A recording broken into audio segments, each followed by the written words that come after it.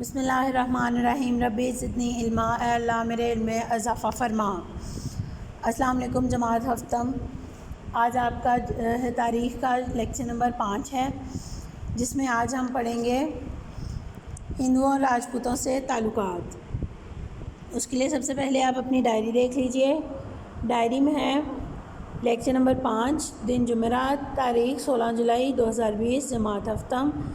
مضمون ہے آپ کا تاریخ۔ ڈائری آپ کی باب نمبر 2، پڑھائی کتاب، صفحہ نمبر 32 تا 33 یاد کریں۔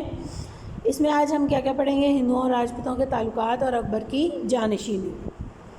سب سے پہلے آپ کا کتاب صفحہ نمبر 32 ہے، ہندوؤں اور راجپوتوں سے تعلقات۔ اکبر نے تمام تر ملکی انتظامات کے لیے ایسا ڈھانچہ استوار کرنا چاہا جس کی مدد سے تمام تر طاقت اس کے اپنے ہاتھ میں مرتکز ہو سکے۔ مرتکز ہوتا ہے قائم ہونا۔ اس زمن میں سیاسی، انتظامی، اقتصادی، معاشرتی اور مذہبی اقدامات شامل ہیں۔ اکبر کا خیال تھا کہ وہ ایسے ملک کا بادشاہ ہے جہاں مختلف مذاہب سے تعلق رکھنے والے لوگ بستے ہیں۔ ان میں سے کسی ایک گروہ کو دوسرے پر فوقیت دینا انتظامی اور سیاسی طور پر غیر مناسب ہے۔ اس کا خیال تھا کہ اس طرح کے اقدام سے نظر انداز ہونے والا گروہ بادشاہ کو اچھا نہ جانے گا۔ ان میں بادشاہ کے خلاف بددلی پیدا ہوگی جو مجموعی طور پر ریاست کے لیے عدم استحکام کا باعث بنے گی۔ یعنی وہ کیا بتا رہے ہیں ہمیں؟ ہندوؤں اور راجپوتوں سے تعلقات والے پیراگراف میں سب سے سٹارٹنگ والے پیراگراف میں ہم نے کیا پڑھا کہ اکبر ایک ایسا ڈھانچہ بنانا چاہتا تھا جس میں سب لوگ خوش رہیں، کسی کے درمیان بھی فرق نہ آئے، کوئی کسی دوسرے کو اپنے اوپر فوقیت نہ دے، کسی اور کو ایک گروہ دوسرے پر اعلیٰ نہ ہو، نہ ہی دوسرا تیسرے سے بدتر ہو۔ اب وہ ہمیں کیا بتا رہے ہیں؟ اکبر ایک باشعور سیاستدان تھا، اور یہ بات واقعی سچ ہے بہت زیادہ حد تک کہ اکبر اپنے سیاسی معاملوں میں بہت زیادہ حکمت عملی سے کام لیتا تھا، دانائی سے کام لیتا تھا۔ وہ یہ بات بخوبی سمجھتا تھا کہ ایک وسیع و مضبوط سلطنت اس وقت تک قائم نہیں ہو سکتی جب تک کہ وہ اپنی رائے اور اہم سیاسی گروہوں کی حمایت حاصل نہ کر لے۔ اس وقت ہندوستان کی کل آبادی کا 3/4 حصہ ہندوؤں پر مشتمل تھا۔ ہندوؤں میں سیاسی طور پر سرگرم گروہ راجپوتوں کا تھا۔ اب وہ ہمیں اس پیراگراف میں کیا بتا رہے ہیں کہ اکبر چاہتا تھا کہ وہ وہاں کی اپنی سلطنت کی حمایت حاصل کر لے، زیادہ مطلب میجورٹی پر جو زیادہ لوگ ہیں ان کی حمایت حاصل کر لیں، اور زیادہ وہاں کی کون تھے؟ راجپوتوں کے گروہ۔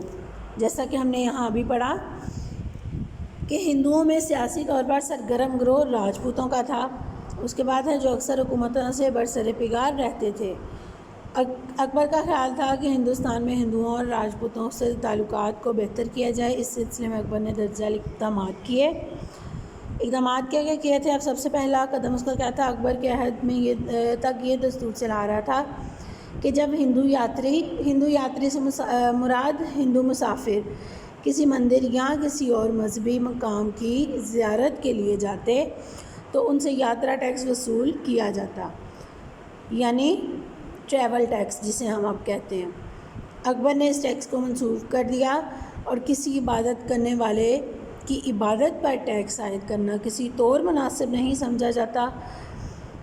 یہ یاترا ٹیکس کی منسوخی سے عام ہندو رایا اکبر کی گرویدہ ہو گئے۔ اکبر کی گرویدہ ہو گئے مطلب اکبر کی حمایت میں آ گئے، وہ لوگ اکبر کے ساتھ چلنے لگے۔ 1564 میں اکبر نے ایک فرمان کی روح سے ہندوؤں سے جزیہ لینے کو منسوخ کر دیا اور انہیں مسلمانوں کے مساوی شہری حقوق دے دیے۔ اعلان کا بھی عام ہندو آبادی پر خاطر خواہ اثر پڑا، اور انہوں نے اکبر کو اپنا محسن سمجھنا شروع کر دیا۔ محسن ہوتا ہے دوست۔ اکبر سے پہلے حکمرانوں نے ہندوؤں کو دبا کر رکھا ہوا تھا، اور ہندوؤں پر کئی ایک ضروری ٹیکس لگائے گئے تھے۔ اکبر نے سابق پالیسیوں کو ترک کر کے ان کے ساتھ مصلحانہ رویہ اختیار کیا اور انہیں اعلیٰ عہدوں پر فائز کیا۔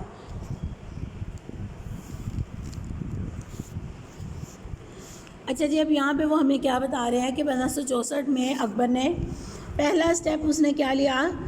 ہندوؤں کا جو مسافر ٹیکس تھا یعنی یاتری ٹیکس وہ ختم کر دیا۔ دوسرا سٹیپ اس نے کیا لیا؟ اس نے جو ہے جزیے ہندو ادا کرتے تھے وہ بھی اس نے منسوخ کر دیے۔ تو ظاہری بات ہے کہ عوام تو اس کی گرویدہ ہونی ہی تھی۔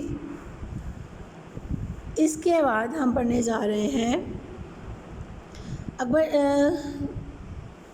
راجہ ٹوڈ مل کی مالیاتی امور کے بارے میں خصوصی واقفیت اور تجربے کی بنا پر اسے اعلیٰ عہدے پر قائم کر دیا گیا اور بیربل کو اس نے اپنا مشیر خاص بنایا۔ خصوصی واقفیت اعلیٰ عہدے پر اسے اس لیے قائم کیا گیا تھا راجہ ٹوڈ مل کو کیونکہ وہ مالیاتی امور کے بارے میں کافی معلومات رکھتا تھا، اور بیربل کو اس نے اکبر نے اپنا مشیر خاص یعنی خاص طور پر جس کے ساتھ مشورہ کیا جائے۔ اکبر کے ہندوؤں کے ساتھ برتاؤ میں عملی طور پر تبدیلی سے راجپوتوں میں بھی اکبر کے ساتھ تعاون کرنے کا جذبہ پیدا ہوا۔ اس زمن میں امبر کے راجہ بہاری مل نے تائید قبول کر لی۔ جذبہ دوستی کے اظہار کے طور پر اس نے اپنی بیٹی جودھا بائی کی شادی اکبر سے کر دی۔ اکبر نے اس راجہ کے منہ بولے بیٹے بھگوان داس اور پوتے مان سنگھ کو اعلیٰ منصب پر عطا کیا۔ اعلیٰ منصب عطا کیا مطلب اعلیٰ عہدہ عطا کیا۔ بھگوان داس اور مان سنگھ پر اعتماد کے اظہار کے طور پر انہیں نہایت اہم مہمات کی سپہ سالاری سونپ دی گئی، یعنی یہ اتنا بڑا کام انہیں اس لیے سونپا گیا کیونکہ اکبر کو ان پر اعتبار تھا۔ ان دونوں نے اکبر کی سلطنت کو وسعت دینے میں نہایت اہم کردار ادا کیا۔ راجہ بہاری مل کی ذاتی کوششوں سے بیکانیر، جیسلمیر اور جودھ پور کے راجپوت راجاؤں نے بھی اکثر اکبر کی اطاعت قبول کر لی۔ اس طرح اکبر کی جاری کردہ راجپوت پالیسی سے مغلوں کے راجپوتوں کے ساتھ خاندانی تعلقات قائم ہوئے۔ ان لوگوں نے آنے والے دور میں بہت سے نمایاں کارنامے سر انجام دیے۔ یہ سٹیپس لینے کے بعد اکبر کے جو ہے وہ راجپوتوں کے ساتھ اور ہندوؤں کے ساتھ تعلقات اچھے قائم ہو گئے تھے۔ نیکسٹ وہ ہمیں بتا رہے ہیں اکبر کی جانشینی یعنی اکبر کا اس دنیا سے جانا۔ 1605 میں اکبر کا انتقال ہوا۔ انتقال سے قبل مطلب انتقال سے پہلے اس نے شہزادہ سلیم کو اپنا جانشین مقرر کر دیا۔ کچھ بھی مشکل نہیں تھا آج کے لیکچر میں، بلکہ بہت ہی دلچسپ معلومات ہمیں ملی کہ اکبر نے ہندوؤں اور راجپوتوں کے ساتھ کیسا کام کیا، ان کے ساتھ اپنے تعلقات کو کیسے اچھا اور استوار کیا۔ امید کرتی ہوں آپ کو آج کے لیکچر کی سمجھ آ گئی ہوگی۔ آپ نے اسے اچھے سے گھر بیٹھ کر یاد کر لینا ہے۔ ریڈنگ جیسے کہ ہم پہلے یاد کرتے ہیں آپ نے بالکل ویسے ہی اسے یاد کر لینا ہے۔ گھروں میں رہیے، محفوظ رہیے، اپنا بہت خیال رکھیے۔ خدا حافظ۔